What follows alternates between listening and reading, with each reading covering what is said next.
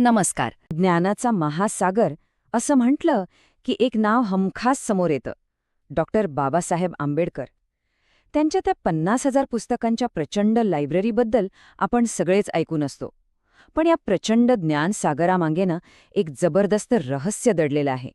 आणि हाच तो प्रश्न आहे की एक माणूस, फक्त एक माणूस, 50,000 पुस्तकांमधलं ज्ञान कसं काय मिळू शकतो?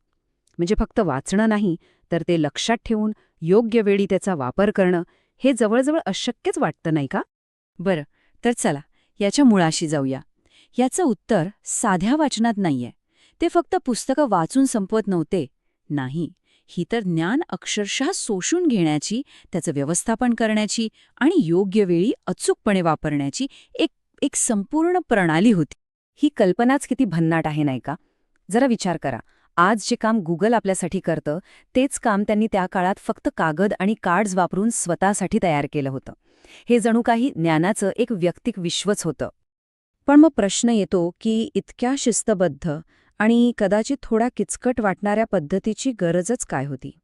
यामागे त्यांचा नेमका हेतू काय होता? चला, यामागची मूळ कारणं समजून घेऊया. तर या प्रणालीमागे 4 मुख्य आणि अगदी स्पष्ट उद्दिष्ट होती. आणि ही 4 उद्दिष्ट त्यांच्या संपूर्ण संशोधन आणि लेखनाचा पाया होती. पहिलं उद्दिष्ट होतं, जे वाचलंय ते कायमस्वरूपी लक्षात राहावं. दुसरं, प्रत्येक विषयासाठी एकदम सुस्पष्ट नोट्स तयार करायच्या. तिसरं, हजारो पुस्तकांमधून कोणताही संदर्भ क्षणात शोधता यायला हवा. आणि चौथं, संशोधनात लागणारा प्रचंड वेळ वाचवायचा. म्हणजे बघा, ही पद्धत फक्त ज्ञान लक्षात ठेवण्यासाठी नव्हती, तर ते ज्ञान सुव्यवस्थित ठेवण्यासाठी, योग्य वेळी अचूकपणे शोधण्यासाठी आणि सगळ्यात महत्त्वाचं म्हणजे वेळ वाचवण्यासाठी होती. त्यांच्यासाठी हे एका बौद्धिक टाईम मशीनसारखंच होतं. तर मग ही प्रणाली नेमकी काम कशी करायची? हे ज्ञानाचं इंजिन चालायचं तरी कसं? चला, आता आपण या 9 पायऱ्यांच्या अद्भुत प्रणालीच्या प्रत्येक टप्प्यात डोकावून बघूया. बघा, सुरुवात अगदी सोपी होती. ही होती माहिती गोळा करण्याची पहिली पायरी. पहिलं, पान क्रमांक नोंदवायचा, म्हणजे माहितीचा अचूक पत्ता. दुसरं, त्या पानावर काय आहे याचा 4-6 शब्दात एक मथाळा लिहायचा. आणि तिसरं, काही वाक्यांमध्ये त्या पानावरील मुख्य युक्तिवाद लिहून काढायचा. पण गंमत अशी आहे की 90% लोक इथेच थांबतात. बाबासाहेबांचं खरं काम तर इथून पुढे सुरू व्हायचं. आणि हाच तर कळीचा मुद्दा आहे. फक्त माहिती गोळा करणं म्हणजे ज्ञान मिळवणं नाही. तो तर फक्त कच्चा माल झाला. आता या कच्च्या मालावर प्रक्रिया कशी करायची, इथूनच त्यांची खरी विश्लेषणात्मक प्रतिभा दिसायला लागते. पुढची पायरी होती कीवर्ड मॅपिंग. आज आपण जसे सोशल मीडियावर हॅशटॅग वापरतो ना, अगदी तसंच. ते त्या पानावरील महत्त्वाचे संकल्पनात्मक शब्द, जसे की श्रेणीबद्धता किंवा सगोत्र विवाह, वेगळे काढत असत. हे कीवर्ड म्हणजे काय, तर भविष्यातल्या संशोधनासाठी लागणारे सर्च टर्म्स होते. आणि मग येते 5वी पायरी, जी खरं तर या पद्धतीचा आत्मा आहे. क्रॉस रेफरन्सिंग, म्हणजेच आंतरसंदर्भ जोडणे. इथे त्यांची खरी प्रतिभा दिसते.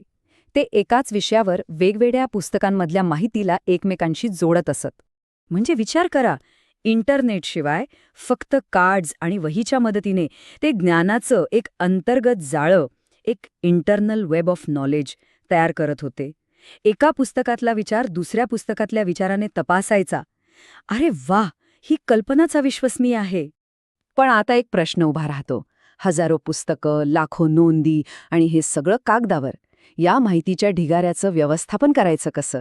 मानवी स्मृतीच्या मर्यादांवर मात करण्यासाठी त्यांच्याकडे एक जबरदस्त उपाय होता, कार्ड इंडेक्स प्रणाली.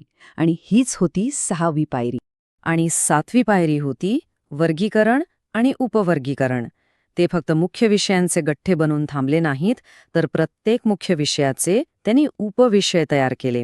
उदाहरणार्थ, जात व्यवस्था या मुख्य कार्डाखाली उत्पत्ती, संरचना, परिणाम असे वेगवेगळे उपकार्ड्स. यामुळे माहितीचा ढिगारा नाही, तर ज्ञानाची एक सुनियोजित रचना तयार झाली. थोडक्यात सांगायचं तर त्यांनी स्वतःसाठी एक फिजिकल सर्च इंजिनच तयार केलं होतं, जिथे कोणतीही माहिती काही क्षणांमध्ये सापडू शकत होती. आता आपण शेवटच्या आणि सगळ्यात निर्णायक टप्प्याकडे येतोय, ज्ञानाला धार देणं.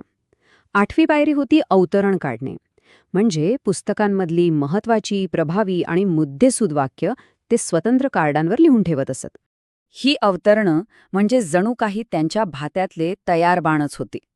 भाषणात किंवा लेखनात अगदी योग्य वेळी योग्य संदर्भ देण्यासाठी ही त्यांची पूर्वतयारी होती.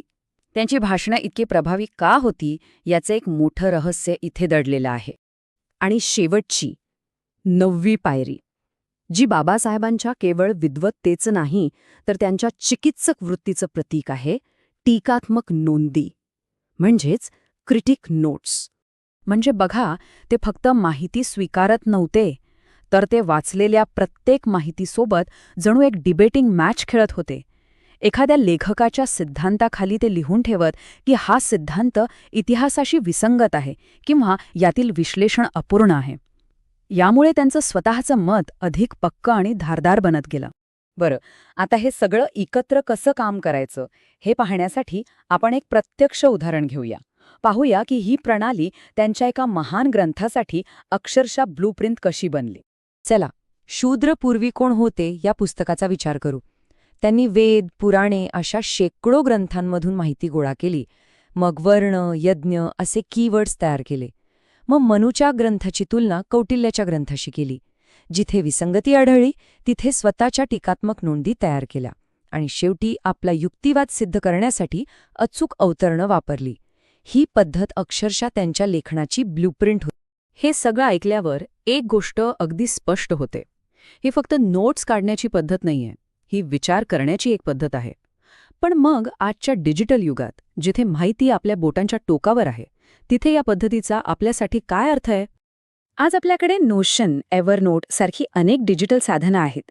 पण या साधनांमुळे आपण माहितीचे फक्त चांगले संग्राहक म्हणजे कलेक्टर बनत चाललो आहोत का?